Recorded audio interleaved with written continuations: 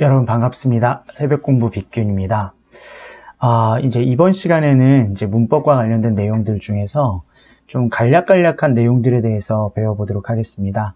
전에 이제 좀 시험 대비 때문에 높임 표현이라든가 여러 가지 피동사동이라든가 이런 것들을 먼저 촬영을 했는데요. 그래서 순서대로 보게 되면 이제 문장 성분이라든가 문장의 짜임 이런 것들 다음에 이제 문장의 종결 표현이나 높임 표현, 시제 표현, 피동사동, 부정 표현 이런 것들이 나오게 되거든요. 근데 어떤 순서로 보셔도 상관은 없죠, 사실은. 그러니까 여러분들이 필요로 하는 부분들을 먼저 찾아서 들으시면 되는 거니까요. 순서에 상관없이 이제 그 필요한 부분들을 잘 찾아서 들으시길 바랍니다, 여러분. 그래서 오늘은 이제 그 문장의 종결 표현에 대해서 살펴볼 건데, 사실은 이제 문법 내용 중에 좀 중요도도 떨어지는 부분이고 잘 모를 수가 없는 부분 중에 하나예요. 근데 몇 가지 중요한 포인트들이 있으니까 그 부분만 좀 잘 체크해서 보시길 바랍니다. 자, 그럼 같이 한번 보죠, 여러분. 자, 그래서 문장의 종결 표현 해가지고 나와 있는데, 자, 문장의 종결 표현은 말 그대로 문장을 어떻게 끝맺느냐라고 하는 부분인 거죠. 그래서 종결 표현, 그러니까 종결 표현에 따라 문장 전체의 의미가 좌우된다. 그리고 국어의 종결 표현은 종결 어미에 의해서 결정된다. 우리가 어미라고 하는 부분들을 아직 모르시는 분들은 안 계시겠죠. 그래서 문장이 이제 끝에 어간 다음에 오는 어미가, 종결 어미가 어떤 게 쓰이냐에 따라서 평서문이 되든 의문문이 되든 그런다 이렇게 보시면 되겠죠. 자, 보시면 이제 종결 표현은 우리가 5가지가 있어요, 여러분. 그러니까 처음에 평서문이라고 하는 것이 나오는데, 평서문은 화자가 청자에게 특별하게 요구하는 바 없이 하고 싶은 말을 단순하게 진술하는 문장이다 이렇게 보시면 되겠는데요.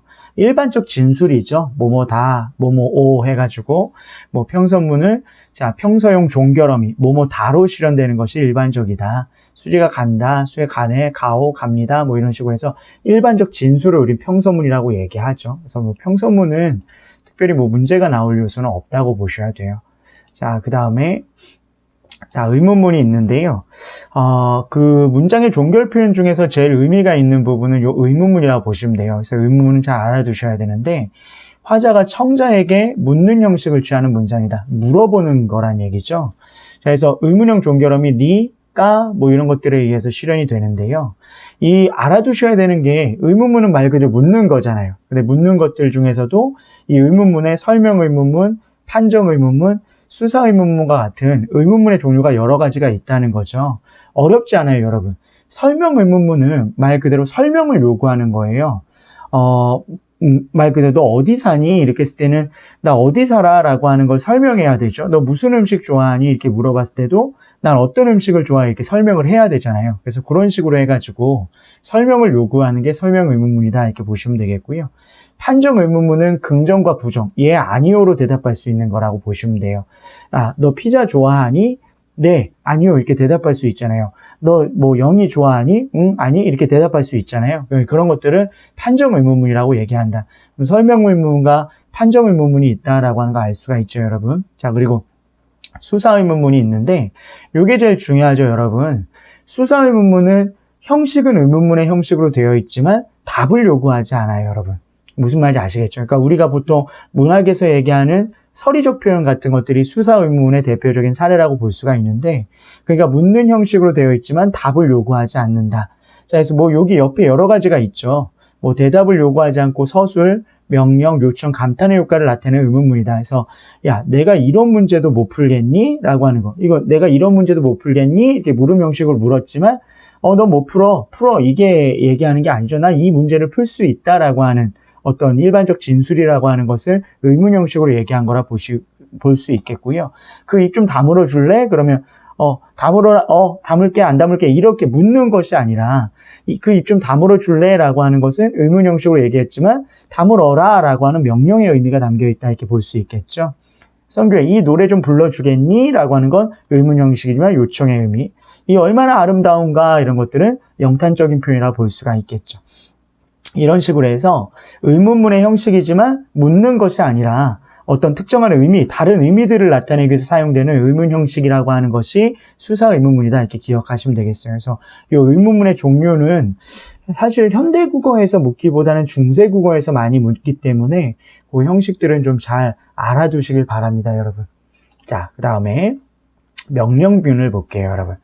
자, 이 명령문은 화자가 청자에게 어떤 행동을 하도록 요구하는 문장이에요. 뭔가 하도록 요구하는 걸 말하는 거죠. 그래서 보통 어라, 아라라고 하는 명령형 종결 어미로 실현되는데, 뭐 이 직접 명령문, 간접 명령문인데 이건 간단하게 읽어보시길 바라고요.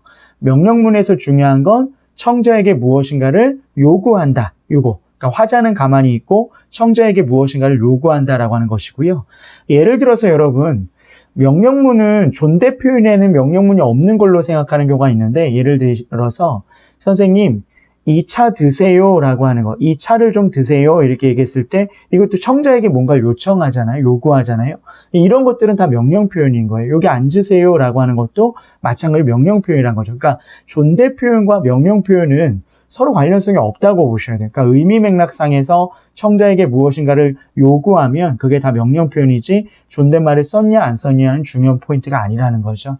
그거 알아두시면 되겠고, 자, 청유문은 화자가 청자에게 함께 행동할 것을 요청한다라고 하는 거, 함께 무엇인가를 하기를 요청하는 것이 청유문이다. 그래서 뭐뭐읍니다로 실현되는 것이 일반적이다. 그러면 명령문과 청유문의 의미 구분 잘 하셔야 돼요, 여러분. 명령문은 청자에게 무엇인가를 요구하는 것, 청유문은 화자와 청자가 함께 무엇인가를 하기를 바라는 것을 청유문이라고 얘기한다. 그래서 그 의미 정도 알아두시면 되겠고요. 자, 그 다음에 자, 명령문과 청유문의 제약이라고 하는 게 있어요. 사용상의 제약이 있는데, 자, 형용사는 명령문, 청유문의 서술어가 될 수 없다. 그러니까 형용사는 명령문이나 청유문으로 쓸 수 없다는 거예요. 예뻐라, 예쁘자 했을 때. 여러분 이거랑 헷갈리시면 안 됩니다. 어라, 아라는 명령형 어미도 되지만 감탄형 어미도 돼요. 감탄형 어미도 돼요. 오, 아름다워라 이거 되잖아요. 그렇죠? 근데 예뻐라 이거는 예뻐라 이렇게 명령을 한 거예요. 예뻐라 그럼 예 알겠습니다. 예쁘겠습니다. 해서 이렇게 명령을 이행해야 되는데 그런 명령의 이행이 불가능하다는 거죠. 그러니까 아 예뻐라 이건 가능하겠죠. 그건 감탄형 어미가 되는 거겠죠. 그러니까 여기서 얘기하는 건 명령형 어미가 불가능하다라고 하는 것이고요. 예쁘자 이것도 청유형 어미 불가능하다. 그러니까 명령문 청유문에는 시제선어 말음이 어시라든가 더, get 같은 것들이 쓸 수 없다라고 하는 것. 더, get 이런 표현, 선어말 어미가 쓸 수 없다. 시제 선어말 어미가 쓰일 수 없다라고 하는 거 기억하시면 되겠습니다. 그래서 다 종종 문제로 나오니까 명령문과 청유문의 제약에는 어떤 것들이 있는지 좀 기억을 해 두시면 되겠고요. 자, 이제 마지막으로 감탄문입니다, 여러분. 자, 감탄형 어미로 실현되는데 화자가 자기의 느낌을 감탄조로 표현하는 것을 감탄문이라고 한다. 그래서 뭐뭐는구나, 뭐뭐구나, 뭐뭐로구나 해가지고 어떤 자기의 정서를 드러낼 때 감탄문이라고 얘기한다. 그래서 감탄형 종결 어미로 실현된다라고 하는 거 기억하시면 되겠고요. 말 그대로 뭔가 놀라움이라든가 뭔가 느낌을 얘기한 거라 보시면 되겠죠. 그래서 그런 것들이 감탄문이다 이렇게 기억하시면 되겠습니다. 이게 다예요, 여러분. 종결 표현에서는.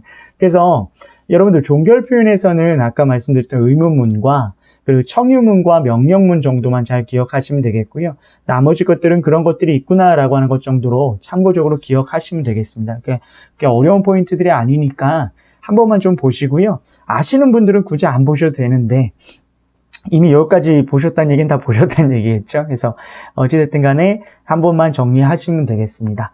자, 그럼 여기까지 하고요. 다음 시간에 이제 부정 표현에 대해서 살펴보도록 하겠습니다. 자, 고생하셨습니다.